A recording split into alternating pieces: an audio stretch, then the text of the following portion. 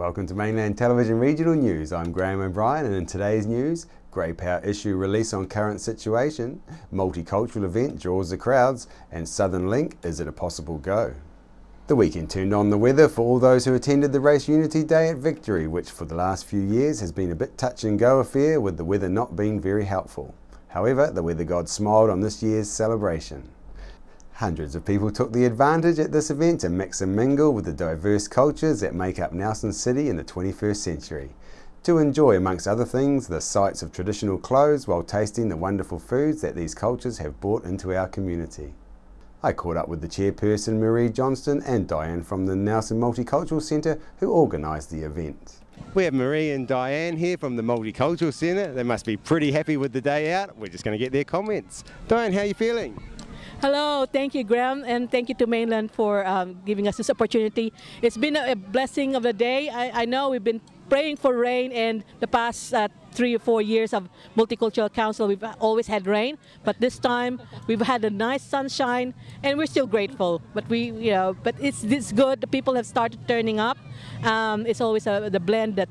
The food, the culture, the music, entertainment, but it's more about the people, the ethnic migrant, the ethnic minorities and former refugees who are here and in our organization, and we advocate for them, we support them, and we help them integrate in our community, and that's good. This is a celebration of them settling in Nelson, Tasman. Yeah, thank you.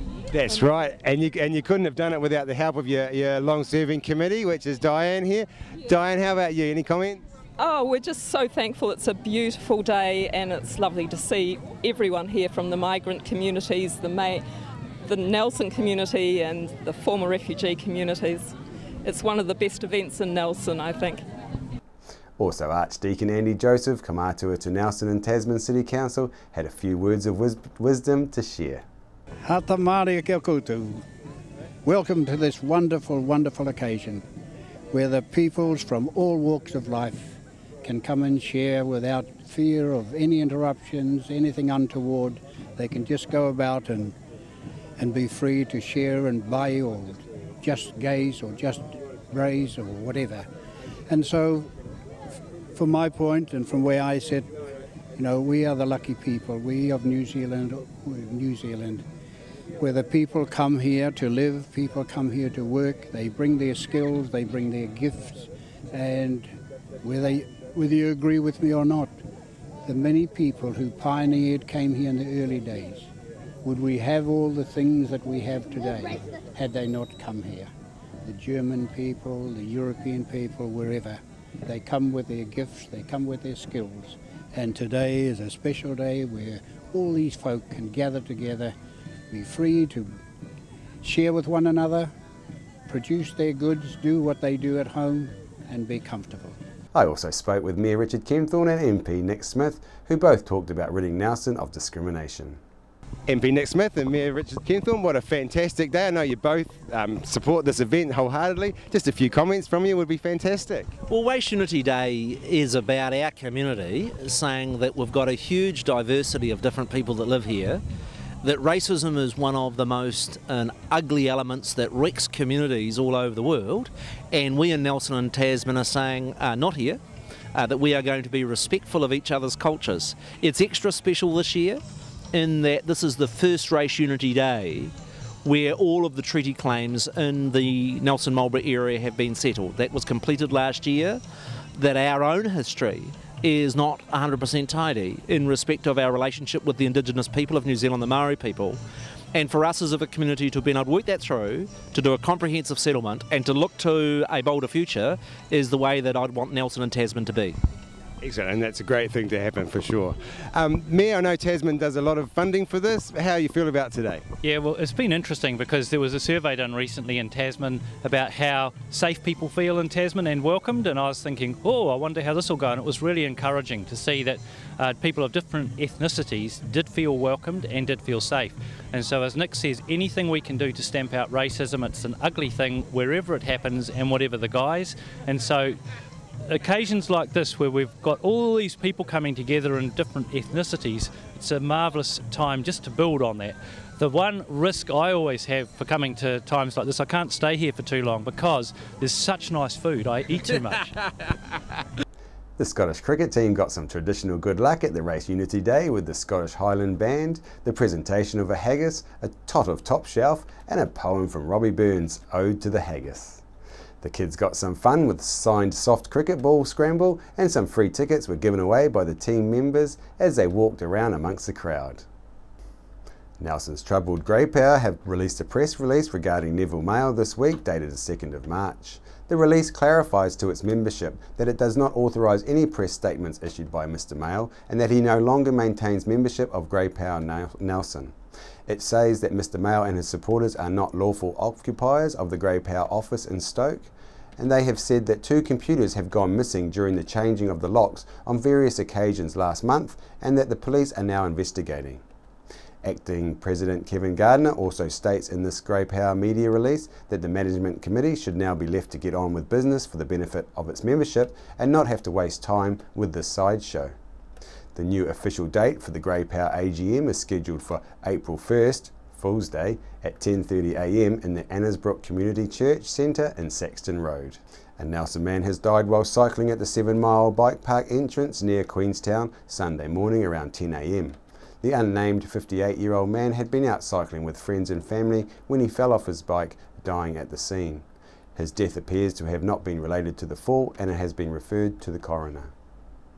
The Nelson Southern Link investigation is part of the Accelerated Regional Roading Program announced by the Minister of Transport in July 2014, and its funding sits outside the National Land Transport Plan funds. It has separate reporting and decision-making process involving the Minister of Transport. On Wednesday last week, the Regional Transport Committee completed deliberations on public submissions to the Nelson Regional Land Transport Plan, which they will be recommending to Council. Mayor Rachel Reese said it's important that all councillors understand the process that the NZTA is undertaking so that they can fully comprehend why the RTC has recommended the priorities in the RLTP. The Mayor invited the Central Regional Director from NZTA, Raywin Bleakley, assist with this by briefing all councillors on their Nelson Southern Link investigation. Mayor Reese said it was evident in the submissions that confusion exists in the community on what the current steps are for the Nelson Southern Link project and how it sits with other transport priorities. Currently, all that has been tendered for with regard to the Southern Link is the business case for the investigation. No design, consent or construction work has been tendered. The committee has agreed the Rocks Road redevelopment and Southern Link projects should run in parallel. The draft RLTP will be presented to Council in March. Once adopted by Council, it will be submitted to the NZTA in April and will form part of the National Land Transport Plan published in June. It is anticipated that indicative business cases for both the Rocks Road project and the Nelson Southern Link will be completed later this year, and the detailed cases for each by March 2016.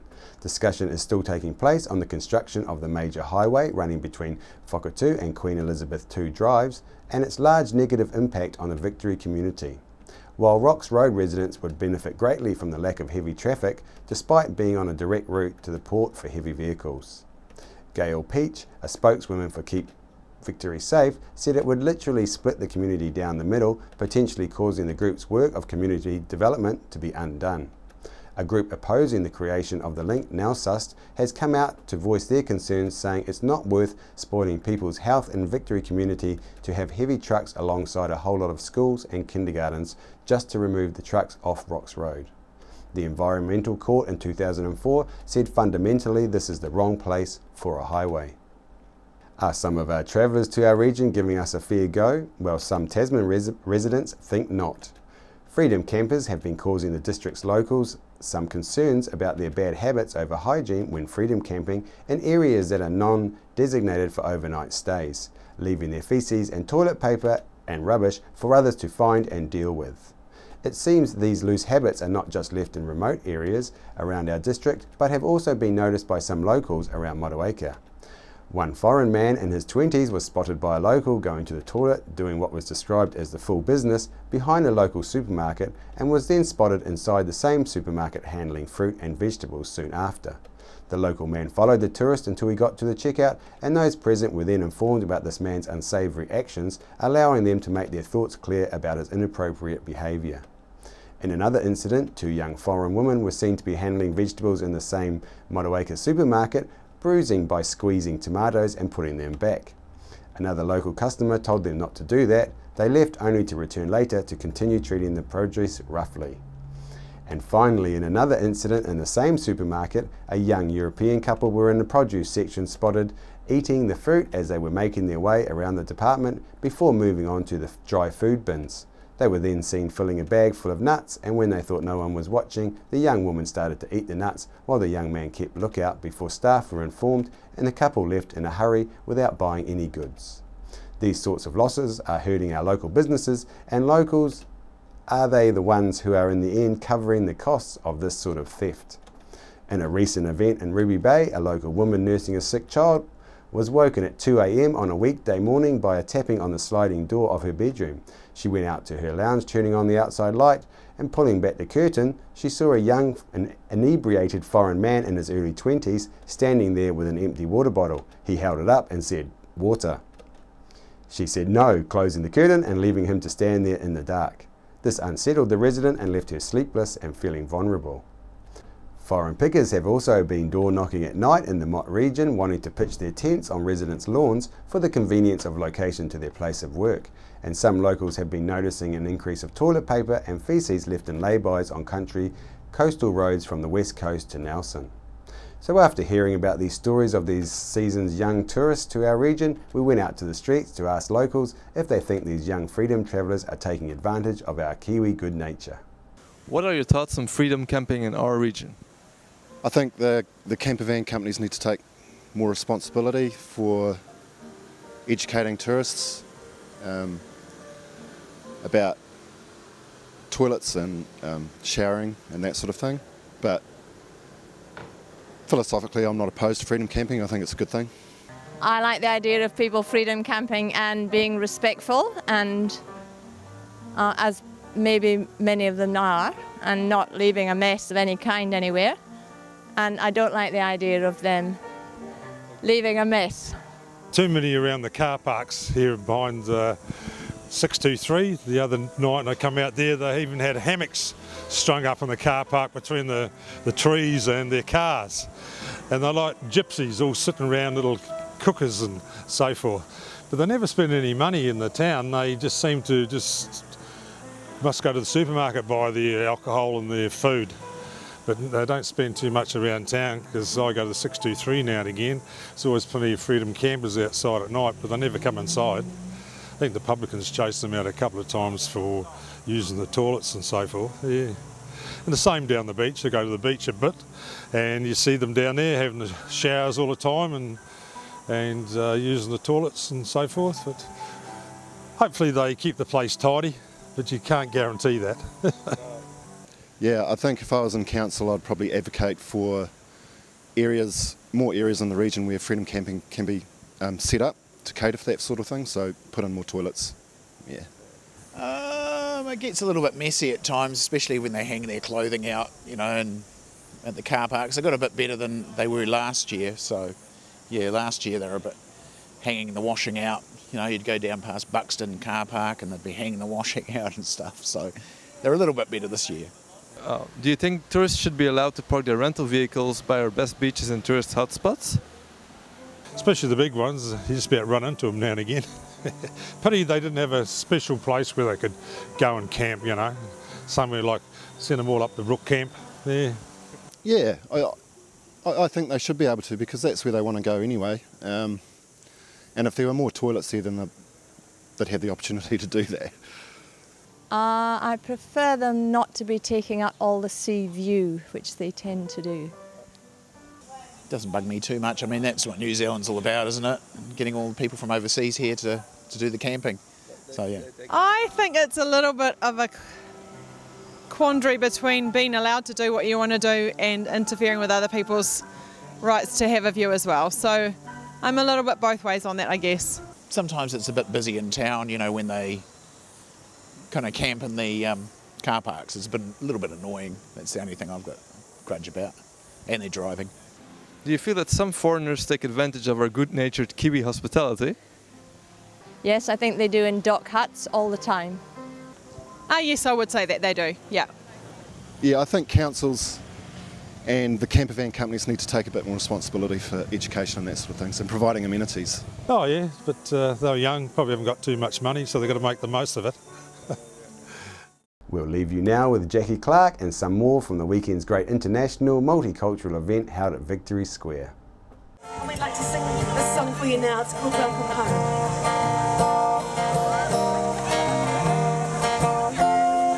Yeah, tonight I am feeling for you under the state of the strange land.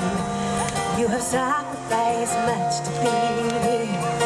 There but for graces I offer my hand. Welcome home. I bid you welcome. I bid you welcome. Welcome home. You're gonna light my heart.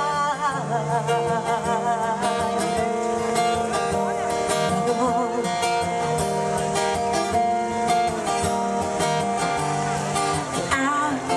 Here on the edge, the empire is fading by the day, and this world is so weary and worn. Maybe we'll find a new way. So welcome home. See, I made a space for you now. Welcome home. It's from the bottom of my heart. Welcome home. From the bottom of my heart. Welcome home. Hey, hey. So keep it coming loud. Keep it coming loud. You'll find most of us here with our hearts wide open. Keep it coming loud, keep it coming loud, keep it coming loud, keep it coming loud.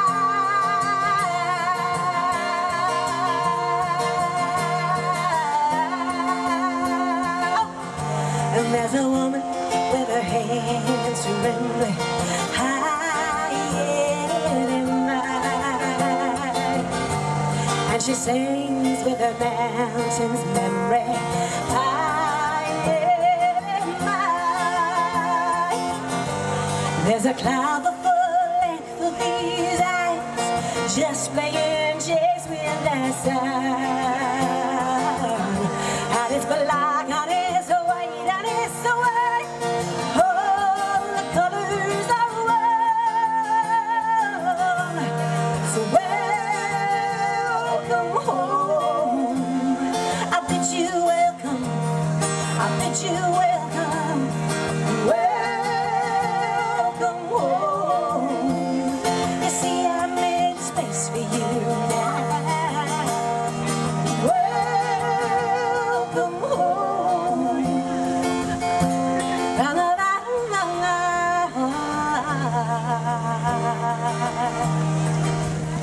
Yeah, from the bottom of my heart.